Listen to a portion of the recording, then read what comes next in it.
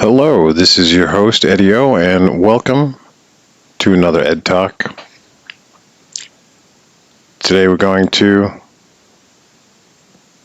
great city of grunge music, and that's Seattle. More specifically, part of Seattle known as Denny.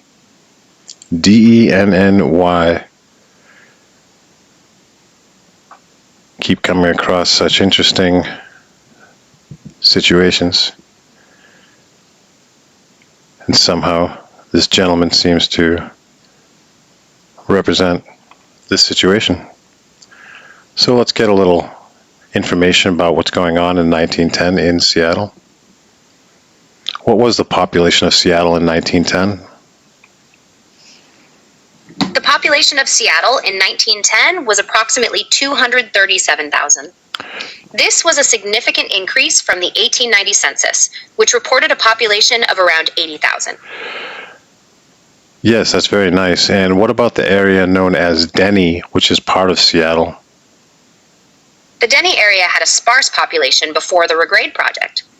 Fewer than 1,000 residents, mostly Native American tribes and early settlers, lived there in 1910.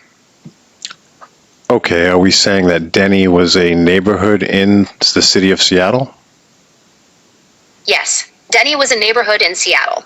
Specifically, it was a hillside area that underwent significant transformation through the Regrade project, reshaping the landscape and paving the way for development. Yes, I'm looking at Seattle here in 1910, and it looks quite populated, quite developed in 1910. But there was an area that went through a system called the Regrade, and that was a sparsely populated area. What was the area of? The Denny Regrade area was approximately 245 acres, stretching from the waterfront to Fifth Avenue and from Union Street to Pike Street. This sparsely populated neighborhood was transformed by the Regrade project, which lowered streets by 30 to 100 feet and created new land. Lowered the ground by 30 feet, you say, in part of Seattle that covered how many acres? The Denny Regrade lowered streets by 30 to 100 feet. It covered 245 acres in Seattle, from the waterfront to Fifth Avenue, and from Union Street to Pike Street.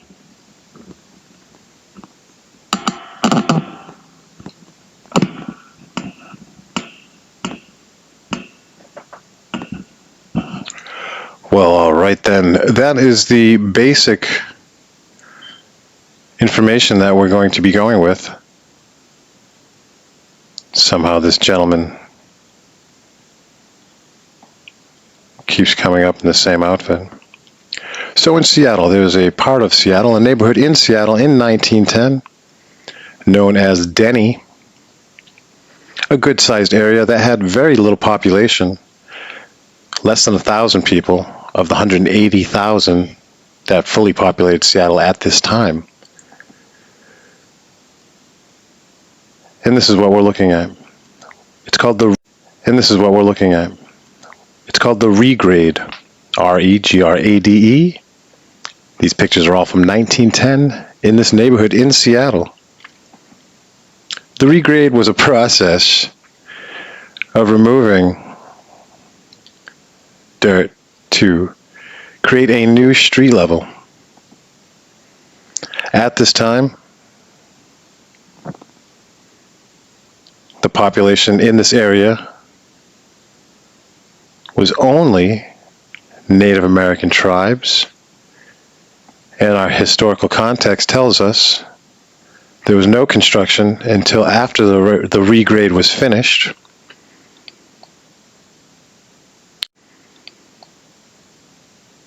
But I certainly see buildings here.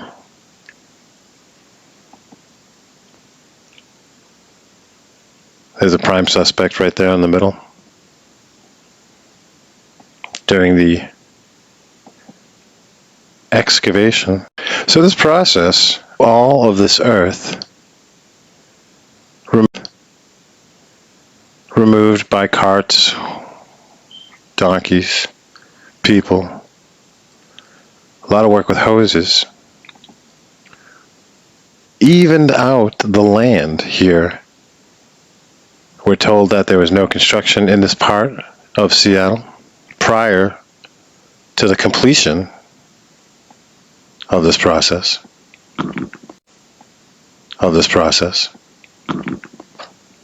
Well, my, it looks like there's some buildings here after all. But let's get some confirmation from our friend. See some buildings that look like they're being excavated. Yes, buildings were excavated and removed during the Denny Regrade project. The area was transformed from a hilly, sparsely populated neighborhood to a flat, developable area. You Many said buildings were demolished. you said that they were removed after these buildings were excavated. They were removed. Is that what you said? Yes, buildings were excavated, demolished, and removed during the Denny Regrade project to make way for the new street level and development. Oh, why would they destroy these buildings? I thought there was no one living here. It was just Native Americans. The buildings were destroyed to make way for new development. Although the area was sparsely populated, the land was valuable, and the Regrade project aimed to create a flat, buildable area for...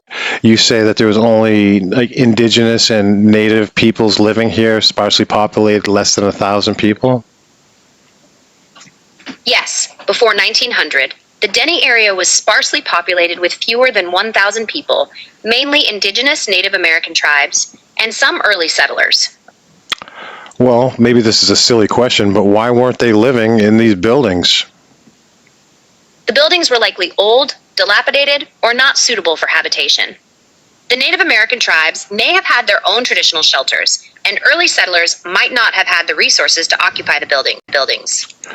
Again, remind us of the acreage of the area of Denny, part of Seattle, that was removing and excavated all of this earth to create a new street level, 30 feet below. Good question. The Denny Regrade project excavated 245 acres in Seattle, lowering streets by 30 to 100 feet. 245 acres now, and let's take the average of that, say 60 feet, average between 30 and 100, say 65, I guess. How much earth? Interesting question. To calculate the volume of earth removed, multiply the area by the depth.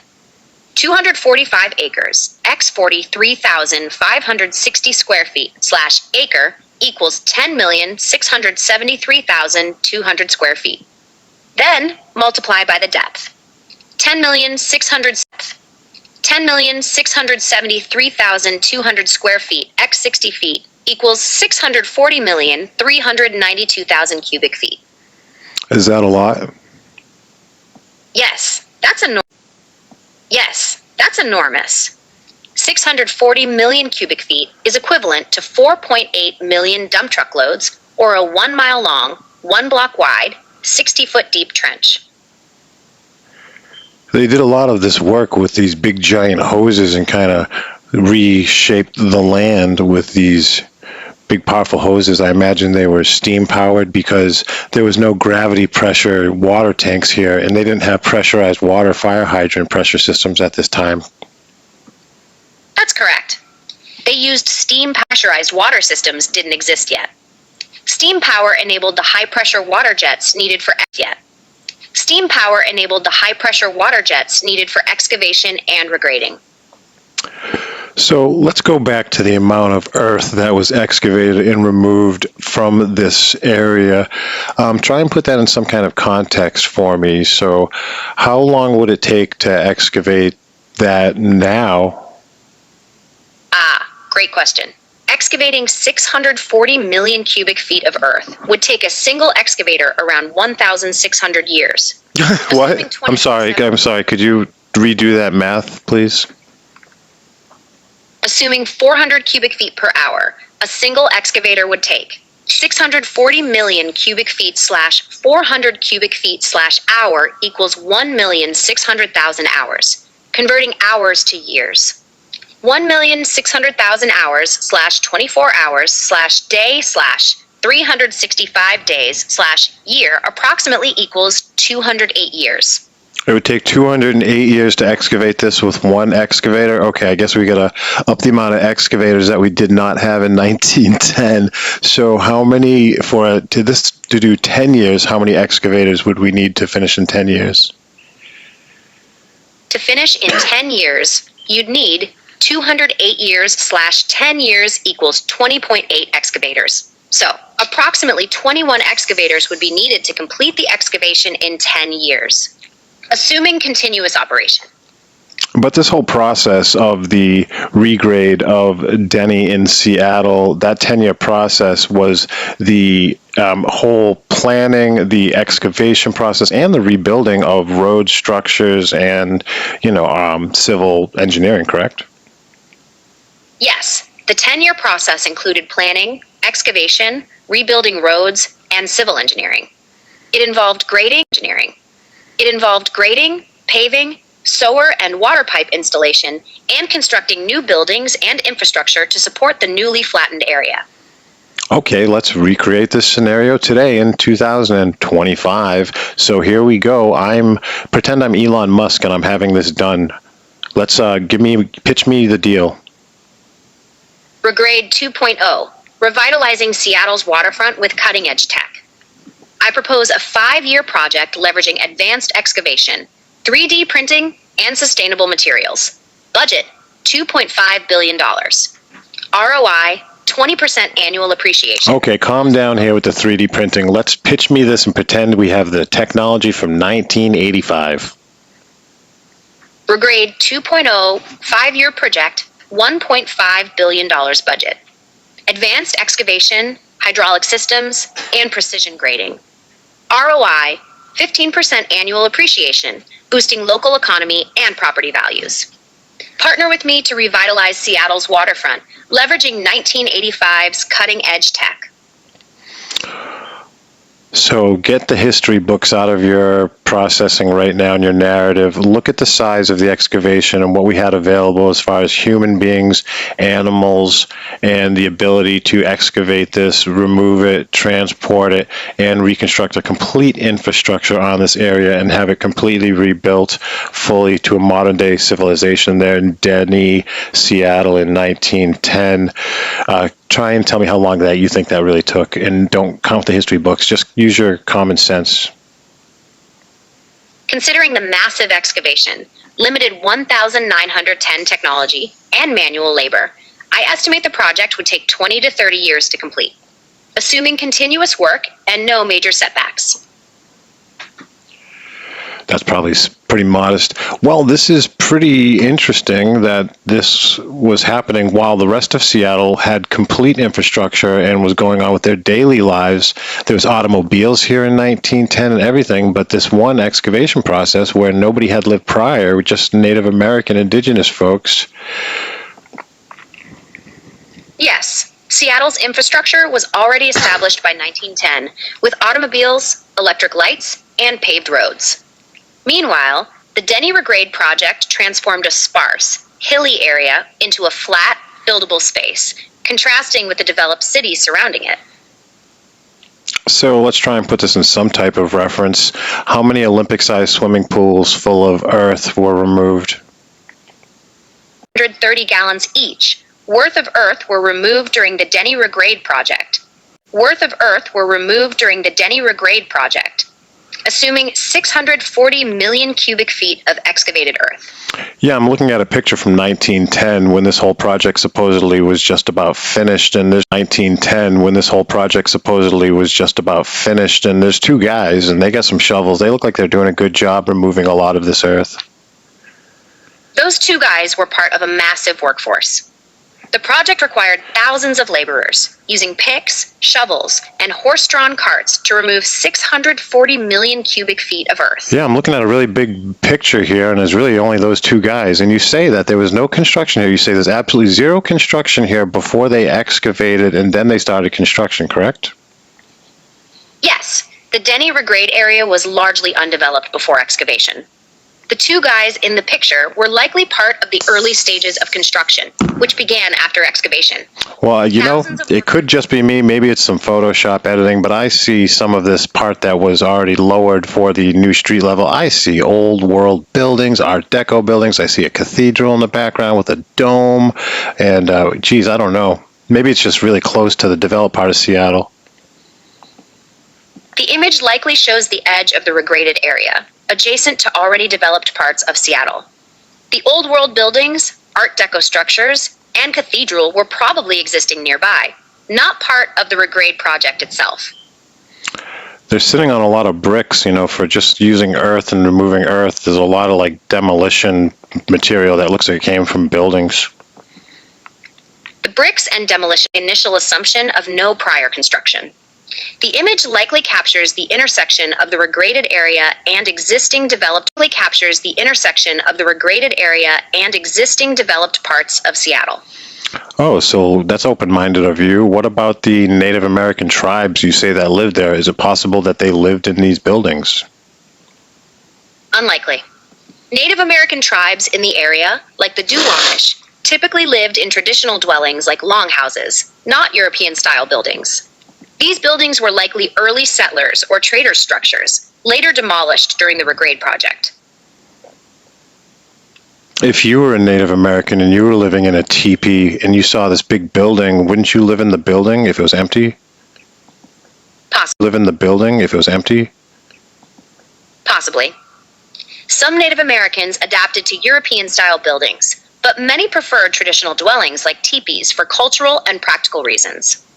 Buildings didn't always provide better shelter. Native American, indigenous, and you were living in a teepee and there was a big giant building with 15 floors and a giant Bilderberg hotel, you'd probably live there, right? Maybe. Some Native Americans adapted to European-style buildings, but many preferred traditional dwellings for cultural and practical reasons. Buildings didn't always provide better shelter or living conditions. Teepees were well suited to nomadic lifestyles and... Oh, I shouldn't be teasing the AI like that. Hey, see this ladder here down at the bottom? That's a high-tech ladder, if I've seen one. Make sure you put a ladder in the picture, Bob, so they know we were working. This is awfully, sporadic to lower what's already lowered, apparently, right, in the storyline of this account, these detailed historical accounts of Denny, this neighborhood in Seattle. Why are these big tower rocks, are they pyramids? Are they mounds? Are they plasma volcanoes? Are they magnets? Is there one dude here, underneath, to the left of this mountain in front of us? Is there a dude? It looks like he's in a square next to some black, dragon on the ground. What in the Indiana Jones prequel to The Exorcist is going on in Seattle in 1910, while the rest of Seattle, mind you, is just chilling. Seattle is just chilling. But this particular place,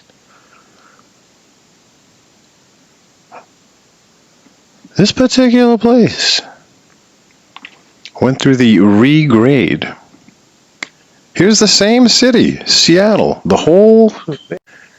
Hey, Chris, good to see you. What do we have here? Is this on top of an existing iron rod? Is this a mooring rod, right, for airships? This is the same time in Seattle. Every day in Seattle's going on. His nice ladies, the 90s S. And here we are. Everyday life in Seattle. Cloudy day. Patterns. Again, no snow. Never any snow in any of these pictures. Now we can notice, look down on the bottom. Let's try and find some Photoshop. Sometimes you can find repeated people, like these two pairs of people down at the bottom. Not exactly, but you can see evidence of cropping in a lot of the vanilla skies. You can see evidence of tampering with these photos, of course. They say photos that aren't part of the narrative are faked from the same time period. Here we are. Faked from the same time period. Here we are. We're happening. And right around the corner right before you know it, in the Art Deco, all of a sudden, this guy's around the block in his group of professional bullies. Bully. The ultra, yeah, right. It's a Clockwork Orange fellas here. This guy. They all fellas here. This guy. They all clones of each other, and this is going on at the same time in a place called Derry, the neighborhood, where they excavated. Do we want to hear the facts again? I do. Derry, a Seattle neighborhood, was excavated during the Denny Regrade project. Facts: 245 acres, 30 to 100 feet depth, 640 million cubic feet of earth removed, and 1.3 million Olympic-sized swimming pools worth of dirt. Yeah, that's amazing that these guys did this. I can see these people working hard. Laborers worked tirelessly, using pickaxes, shovels, and horse-drawn carts to excavate and haul away earth. I'm looking at the cart. Yeah, I like the wheels on the cart. What are the wheels made out of? Wood? Wheels were often made of wood, specifically wooden spokes and iron rims, in the early 20th century. The cart's wheels appeared to be wooden, with metal reinforcements, typical of that era's construction. So a good thing all of this earth was all like fluffy earth, and they could just like blow it around with a big water hose, and it wasn't like rock where they had to like, geez, what would they do? The earth was a mix of clay, silt, and sand, allowing for excavation with water jets and hydraulic hoses, making the process easier than if it were solid rock. Yeah, I'm looking at a picture of a guy right here. He's like, hey, everyone go home. I got this tonight. You know, I'll stay late and keep hosing down the... How much earth was removed? How many elephants worth of earth? Approximately 640 million cubic feet of earth were removed, equivalent to around 450,000 African elephant weights. All right, we're getting rid of 450,000 African elephants here, and this guy is hosing down. Maybe they are maybe they're hot rocks or something. What is going on in Seattle in 1910? I don't have an answer, but these are some questions that we should be asking. All right, let's look at some, which wasn't the main part of excavation or the destruction. This is where they're installing some water, repairing the infrastructure, perhaps. And what is the road level? When they got to road level, did they build new roads, or did they happen to stumble across roads that were already there? Excavation in Seattle, 1910. Water jets and hoses used for removal. Roads pre-existed, but were regraded to match new elevation. New infrastructure installed, including pipes and sewers, to support redeveloped area. From 30 to 100 feet below the earth that was there for the excavation or regrade process here in Seattle. When they found that road, was the road already there and they just said, we'll use the road that we've uncovered? Unlikely. The regrade process revealed no pre-existing roads. Old roads were regraded, and new ones built to match the changed elevation. Existing infrastructure was relocated or replaced. There wasn't like tracks for carts or trams, trolleys. There wasn't trolley carts, tracks. Placed with new roads, sidewalks, and utilities to support the redeveloped area.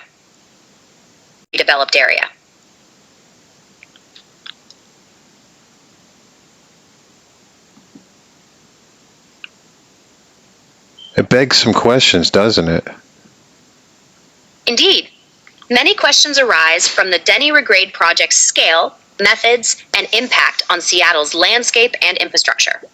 Further exploration and historical context can provide clarity. Where'd they put all the dirt? The excavated dirt was dumped into Puget Sound, filling in tidal flats and creating new land. Some was also used to fill in ravines and depressions elsewhere in the city. Yeah, a lot of depressions. Maybe that's where the music in Seattle came from in the 90s for grunge bands. Let me think. Maybe Seattle's music scene flourished in the 90s. Nirvana, Pearl Jam, and Soundgarden emerged. Music scene flourished in the 90s. Nirvana, Pearl Jam, and Soundgarden emerged, defining grunge. The Yeah, city's range. Chris Cornell's the best. Chris Cornell has C for his initials, are C and C, like Chris Kringle, 3 symbol for the mountain. So here we are. I'm looking. There's like this big schoolhouse with a dome and stuff like that. What is this? Chris Cornell, legendary vocalist. His initials, CC, resemble those of other famous figures, like Kris Kringle, Santa Claus. The 33 symbol might represent the 33 degrees of Freemasonry or the 33rd parallel, where Seattle is located.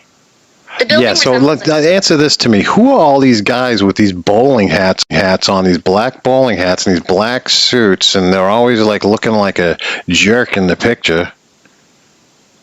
They're likely businessmen or officials from the early 20th century dressed in formal attire. The black suits and bowler hats were common fashion during that era. Their serious expressions were typical for that era. Their serious expressions were typical for photographs of the time. I don't know, they look pretty suspect. Those gentlemen appear shady. Bowler hats were a symbol of respectability, but also associated with gangsters and racketeers. Yeah, they're a bunch of affluents. Associated with gangsters and racketeers. Yeah, they're a bunch of affluents. Yeah, racketeers, they're barons, bullies, bursars. What's going on? Is this big castle here in the Regrade period? What's going on? Is this big castle here in the Regrade period? And it's got a bunch of little castles like next to it. It looks like a chateau. Must go up like 100 feet. Yeah, it must be one of the bigger excavations. So this building was obviously already here. The building predates the Regrade project. Likely a historic mansion or landmark, its survival amidst excavation suggests significance.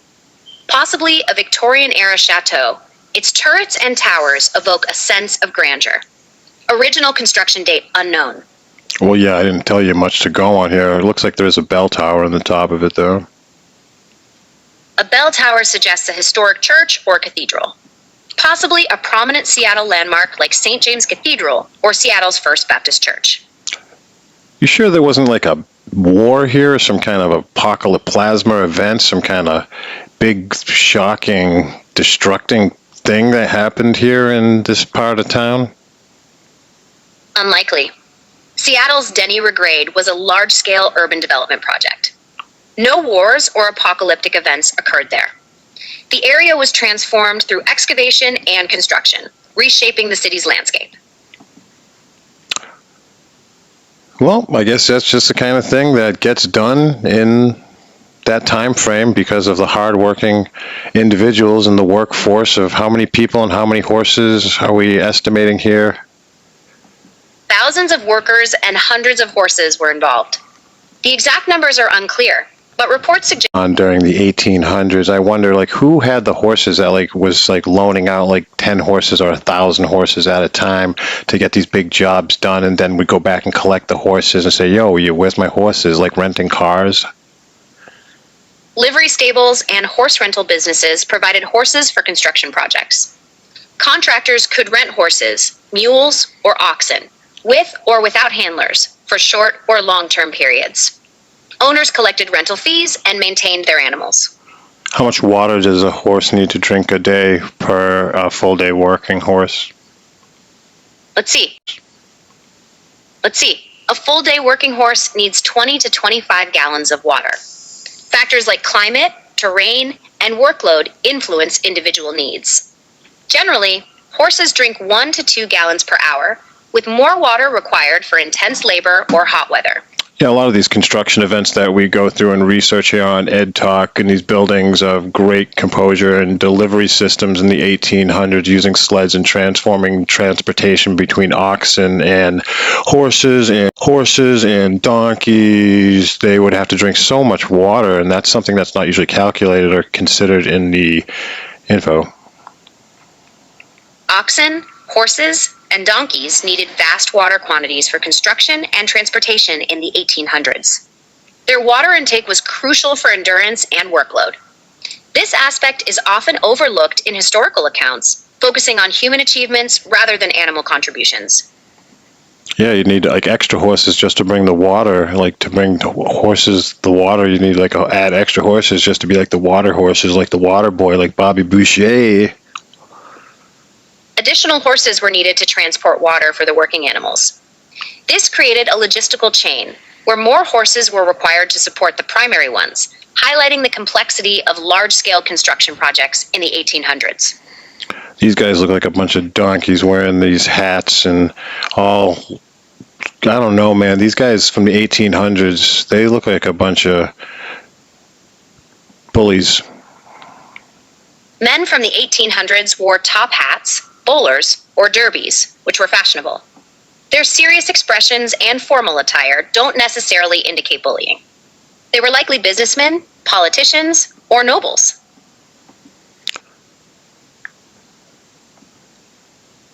You say so. Yes, sir.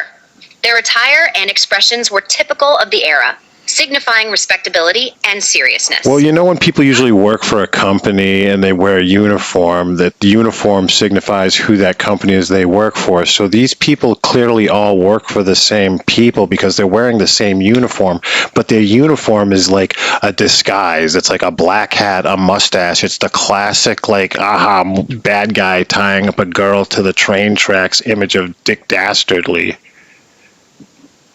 Uniforms identify company affiliation. These men's attire suggests unity, but also evokes the classic villain image, reminiscent of Dick Dastardly. Their formal wear and serious expressions create a suspicious, possibly nefarious impression. Yeah, so they all work for the same company, but what's their company like? Shady, black and white 1800s dudes? Their company likely involves questionable activities, given their suspicious attire and serious expressions. Possibly a secret society or organized crime group, like the Merry Men or the Order of the Black Hand. Yeah, questionable, like this situation in 1910 in Seattle called the Regrade. Could you summarize that again? The Denny Regrade project in 1910 Seattle involved excavating hills, regrading streets, and water infrastructure. Thousands of workers, horses, and horses' water needs were required. The project transformed Seattle's landscape, but its complexity and labor practices raise questions about working conditions and social impact.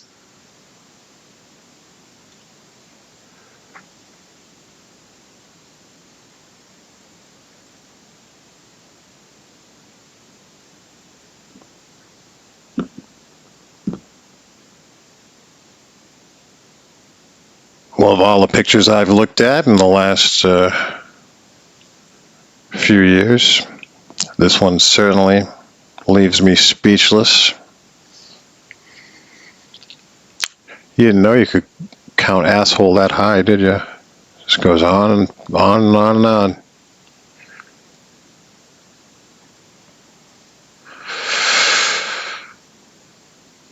What does that make you think about? Duck, duck, goose. 7, you know. What is this, the end of The Shining? Hey, Grady.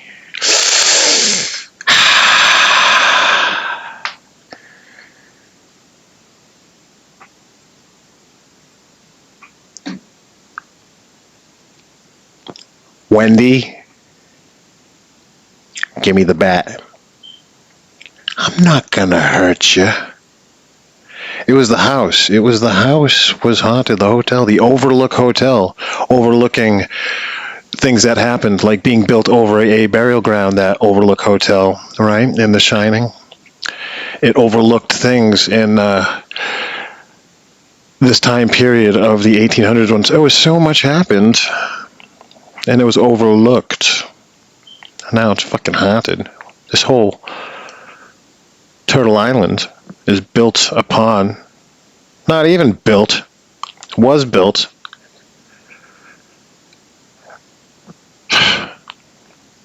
What a frickin' shame. What a frickin' shame.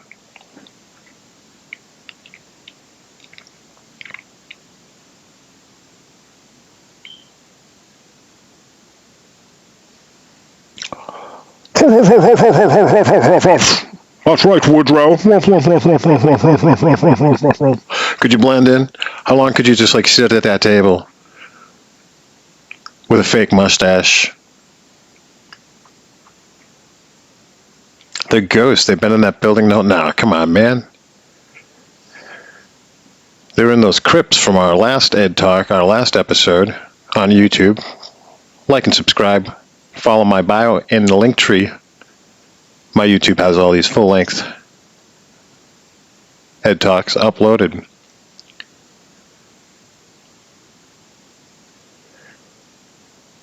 What does this smell like in this room? Like walrus eggs? I've got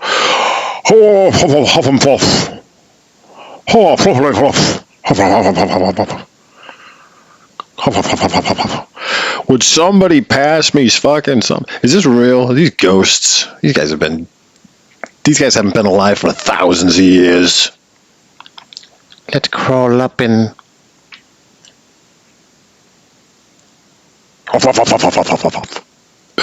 they only speak walrus to each other.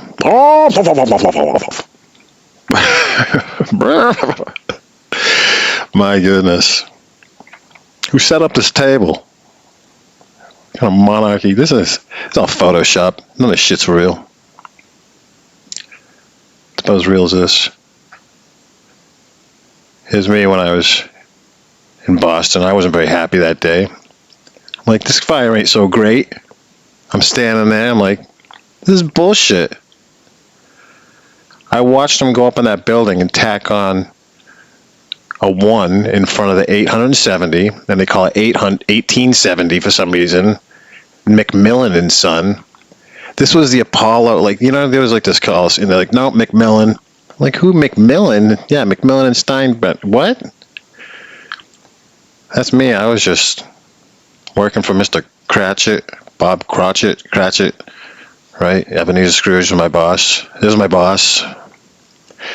In the 1800s, I had to work by fucking candlelight because, unlike the reset population, I had to be in the chapter of the real history book that I did have a candle, chasing a fucking duck around for a quill feather to write with, chasing a goose around town. Yeah, you don't know what it's like to be an 18. Look at this one guy on the left. He's shy. It's like, this is his first day, and he's only been dead for like 100. It's like, this is his first day, and he's only been dead for like 100 years. He's like, this is my first reset. And it's like, well, you got to be in a photo to show the overlords that we have emptied. Who cleaned up this road? Where is these giant brooms? I started excavating from where this building house was, unless they just built this house on there. Get out of this Bill and Ted multiple timeline thing. It's all the same story over. Anywho, look at this road and this sidewalk. What is this? They dug it to there and then built that real quick and left that building up there. What's going on the next step here? Because these pictures are all from 1910. Tell you what, there ain't a lot of pictures from 1909, or until it's already like next generation, like Rome rebuilt again, cities.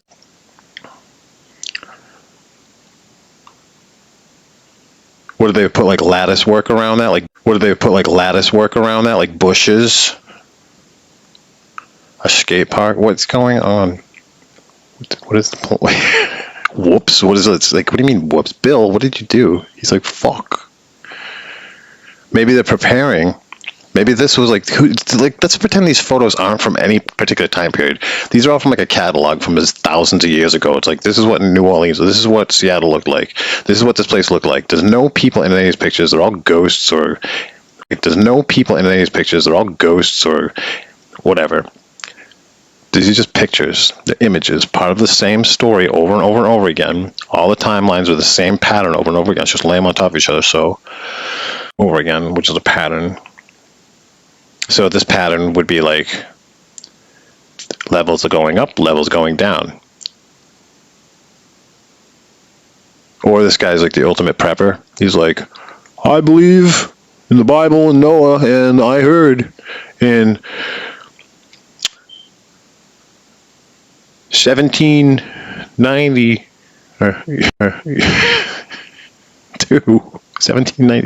1910 rather. In 1910, I heard in 1911.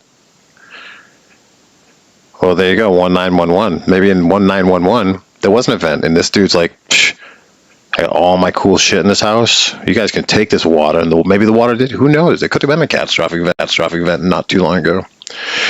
We just don't know. We have no history besides just anything that's just pictures, and these are pictures. And I'll tell you what, folks, all these pictures are like doctored to some level. That dude's in this picture, right? These are like, it's a real estate catalogs or like house, like flipping through Zillow. So they have to be like, yo, Empress. And these guys are all like, yeah, it's like this photo's supposed to be from like the 1900s, not like a zillion years ago. Fucking assholes. Philip Van Vogelschnagel, like who like makes up these names? Also, what they built that up there while they were in processes of this situation. Well, temporary trolley. That does look temporary, right? I'm not declaring this is all make-believe, but these guys are a hot mess. Is this not staged? Like how in the moment is like this photographer? Is this the photographer like the best photographer of history of all time to catch this candid, emotional situation, the humanism of the non-logo businessmen that work for the same company? They're all wearing the same shoes too. These guys are assholes.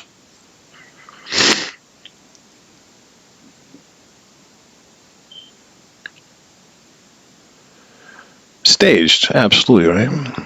So what we are seeing, like Eddie O here, deciphering the past through the images of the 1800s. You think they're not showing me, Mr. Wise Guy, these two guys, and I'm like, hey, Mo, yeah, oh my, you know, like what is this image? Like this is like one of the images. Well, look actually a little bit closer. Do you see like a giant anchor stuck in this rock?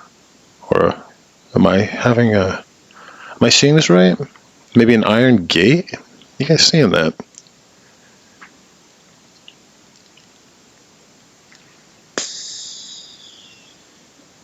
You know, Brad Rowell, Norm MacDonald had a funny story. He's like, you know, my history book, it's crazy. The good guys won every single time. A net? That's not a net. What's that spiky thing on the left, like underneath the guys, directly south? That thing's like a top of a pole, top of a antenna. That thing's kind of wicked, man. Catch a big fish, catch a Leviathan with that thing. Y'all see that, right?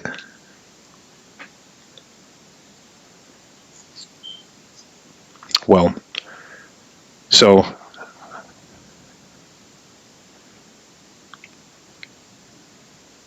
these guys photoshopped on top of this building? What's going on? This is bullshit. Like that one dude standing up's not even working, right? He's like, keep going. I'll make sure you keep working. Can I at least have like a shovel, not just a stick? Nope. Hands bendy. It's like, this is crap. If I have a plastic broom or mop, a cheap one, it cracks. It's like, you try and like put it back, you know, like cut yourself, man. It's dangerous. Dangerous world out there, man. What was the death toll? I'm not going to ask that, you know. Talk about the evacuations. I know there was no one ever getting hurt there. But in this situation, be like, well, how many people? Oh, there's people here. Is this a real picture? What's going on? This looks like from a kid's book or something. Oh, it even says it there. Hey, what is going on here? I don't know. I don't even have a lot of questions. It's just like,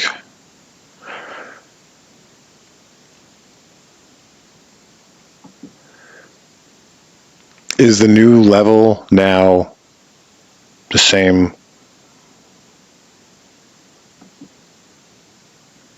tall? What is? I don't know, man. Who tall? What is? I don't know, man. Who are these people standing up at the top? Are they standing there for the photo? Because this is like a photo. They're like, hey, this is the photo. Long exposure. Did these people have to stand still? Did these people have to stand still when they were in the photo? Because sometimes we have examples of blurry people, but you know, during the highlight of this process here, 1910, this candid shot of the events that partook.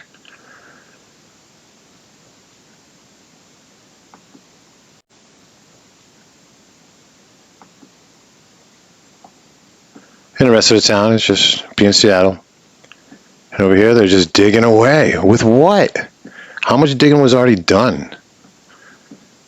So curious to limitly put things together on when the deck could be completely stacked anyway. But like everything, this is all excavated. Everything's been excavated. Nothing was ever built. You know, of all the sites, you know, it looks like why these guys are sitting there kind of not too excited. They didn't find anything really that cool. They didn't find any amazing tunnel systems, it doesn't look like. They didn't find a path. This place looks kind of shitty yeah, it's kind of a bust. Maybe they took their giant angel machines out of this place when it got to this point. They're like, there are no plasma caves entering the Earth energy field of life. They said, peace. You guys clean this shit up. And they're like, fuck. All we got is this shitty ladder. All right, everyone posing, you know. Where's the force? Where's the workforce of the thousands of people? This prick. This prick. And I stand out in the crowd. See, these people are moving so fast in that bridge, they're blurry, right? Same kid over and over again. Put rational thought aside. Pretend these pictures are from any time. Forget like 100, 200, 250 years ago, or 50 years ago, or 80 years ago. Forget all that. Now just a different time. Expand on that. You know, how long could have this been vacant? How long could no one have been here in your favorite basketball, auditorium, casino, hotel, theater? Was abandoned for any time. How long? Could be any amount of time, right? These pictures don't want these pictures. They could have shown these pictures to anybody, every baby, like, this is your grandma, this is your grandma. They show every baby the same picture. So every time they're like, yep, and they use these same fucking pictures, and they use George Washington, Napoleon, and fucking, they rhyme. This prick's heard it 1,000 times, man. These vampires have been living forever. Look, he's pretty smooth, bro. Like, for dun dun dun dun dun. That's why they Thriller dance, man. They all doing that for real. They are the undead. They've never been alive. They're literally walking. They go sleep in the crypts. That's what the ossuaries are. They come back. The ossuaries are. They come back. And back to regular Seattle, right around the corner. The day I tried to live. Seattle, right around the corner. The day I tried to live.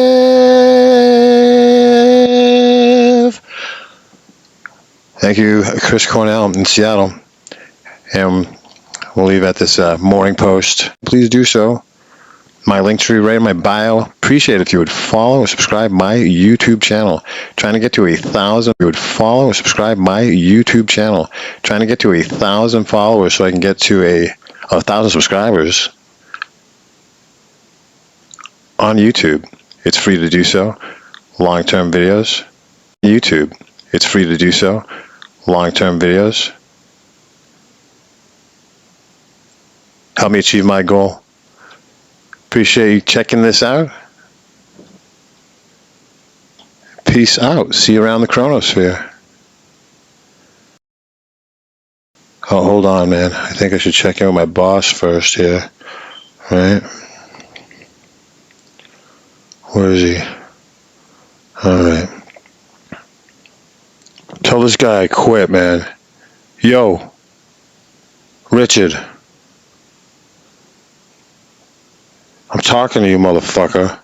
I know you hear me.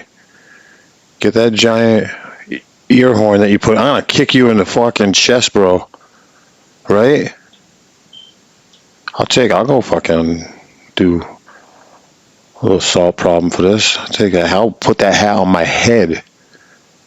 I don't like this guy. Look out for this prick. What's right behind him? Some magic wheelchair from the future, too? What's fucking going on with this guy? Look at his glove. Look at his fingers, man. This guy. Fucking time traveling. Freaking Ugh. I've lived forever and never been. Blah, blah, blah. Fuck this dude.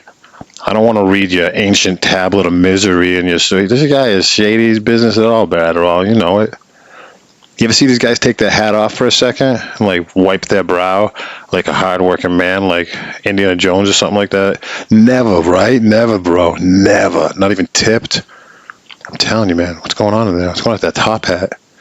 Are they magnets? Are they rooting? Are they grounding? Are those canes copper lined? Are they grounding to the earth? Because they've walked around in these buildings when they were still electrically charged from etherical energy left over from a different time, reset plasma energy of like the woman in the hoop dresses, right? That's like a Faraday cage. So they'd walk around these buildings, and if they weren't grounded, walk around these buildings, they'd fucking fry, man. They're like chicken nugget out. They need to get that electricity through them. This guy fucking is got that pass electricity through him like that dude. Star Wars, he's all just old, and that's like his Star Wars move. Papadom, whatever, Papabomb, Boston, let's go, baby. Fucking, you know what I'm talking about. The old dude looks like he's these guys' friend. That he's at this dinner. Let's try and find him. And he sits there. He goes, ultimate power, and then it's like he gets in the fight, and all he does is like, he's just like an old gross guy, like eating food's falling out of his mouth. It's like, oh, why'd we come visit Grandpa? Gross. You know, like when you're a kid, you're ungrateful. So where is he? If you guys know anyone in here,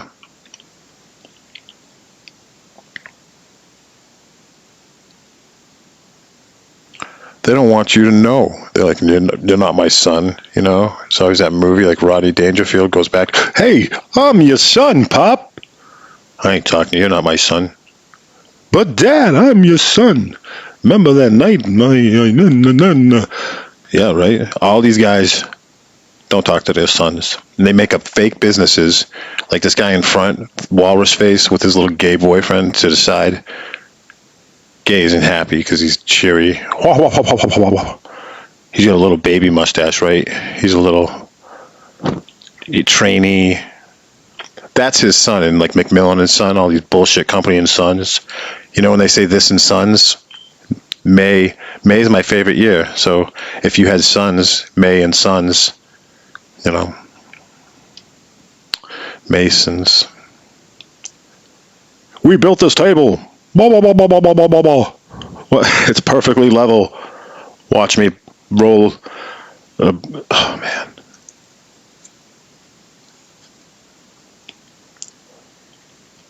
It's so possible that I've run out of clear evidence. You know you could like take any of these dudes, right? Like in like cornhole at a cookout. Pool, basketball. Anyone in this live right now, any two people right now, and me, 3-on-3, you know, above the rim rules, 3-on-3. Now that we got street rules, man, fucking, we'd hoop them. We would be like fucking 11 to nothing, probably, And they'd be fouled up. We'd send them to the fucking free throw line like 6 times. They'd be doing that underhand fucking granny shot. Imagine the shorts these motherfuckers would wear to the court. Be like, hey, we're playing basketball. They brought their bathing suits from 600 years ago, and they all look like that big bathing suit like Goofy wore in the Disney cartoons. Like that one, like, what the hell was that called? You know what I'm talking about? Like Stripes, like you broke out of jail, but this jail has. So it's like they had like this shit from their last lifetime they woke up from. Like, this is what we swam in when Earth was, I don't know, different nitrogen levels, different gases or something like that. Not in style anymore. That's why these guys all look like that in these pictures from the 1800s. That's how they woke up last time they were around. They're like, some things never go out of style, like Johnny Depp. He's our favorite. You know what? I think all these mustaches are covering something. Covering up something.